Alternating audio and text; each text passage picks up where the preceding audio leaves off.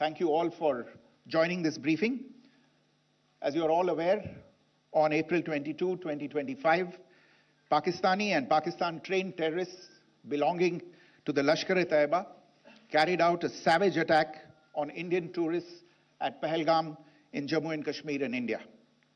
They murdered 26 people, including one national of Nepal, causing the largest number of civilian casualties in a terrorist attack in India since the 26 November 2008 attacks in Mumbai.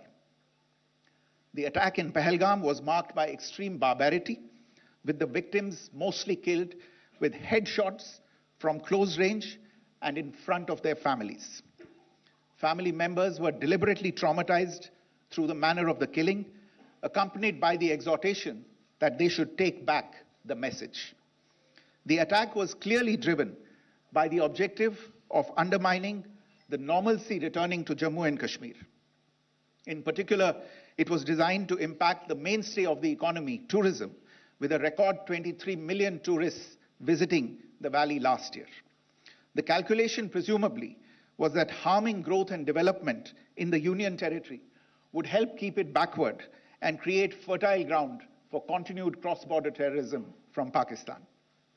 The manner of the attack was also driven by an objective of provoking communal discord, both in Jammu and Kashmir and the rest of the nation.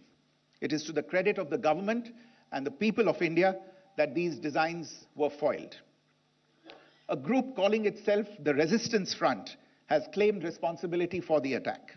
This group is a front for the UN-proscribed Pakistani terrorist group Lashkar-e-Taiba. It is notable that India had given inputs about the TRF in the half-yearly report to the monitoring team of the UN's 1267 Sanctions Committee in May and November 2024, bringing out its role as a cover for Pakistan-based terrorist groups. Earlier too, in December 2023, India had informed the monitoring team about Lashkar and Jaish-e-Mohammed operating through small terror groups such as the TRF. Pakistan's pressure to remove references to TRF in the April 25 UN Security Council press statement is notable in this regard. Investigations into the Pehlgam terror attack have brought out the communication notes of terrorists in and to Pakistan. The claims made by the Resistance Front and their reposting by known social media handles of the Lashkar-e-Taiba speak for themselves. Identification of the attackers based on eyewitness accounts as well as other information available to law enforcement agencies has also progressed. Our intelligence has developed an accurate picture of the planners and backers of this team. The features of this attack also tie in with Pakistan's long track record of perpetrating cross-border terror in India, which is well documented and beyond question.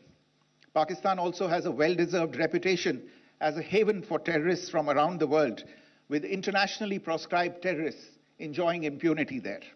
In addition, Pakistan has been known to willfully mislead the world and international forums, such as the Financial Action Task Force, on this issue. The Sajid Mir case, in which this terrorist was declared dead and then, in response to international pressure, brought back to life, found alive and arrested, is the most glaring example.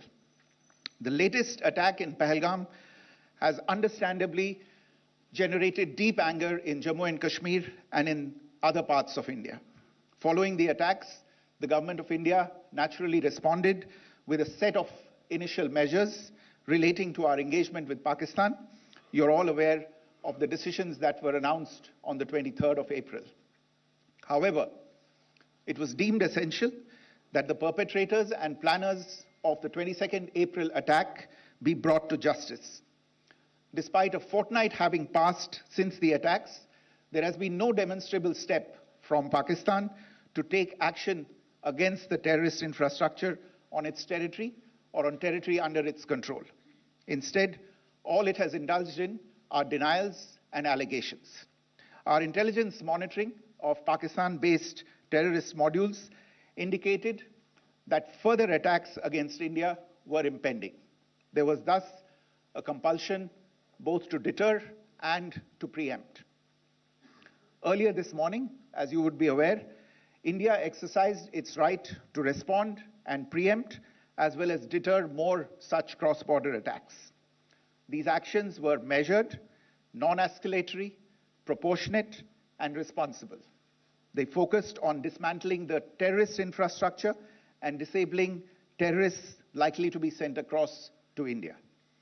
You would also recall that the Security Council on 25th April 2025 had issued a press statement on the Pahlegam terror attack, underlining, and I quote, the need to hold perpetrators, organizers, financiers, and sponsors of this reprehensible act of terrorism accountable and bring them to justice, unquote. India's latest actions should be seen in this context. Joining me for this briefing on our actions earlier this morning are Colonel Sophia Qureshi and Wing Commander Vyomika Singh. I will request them to share some details regarding Operation Sindoor with all of you.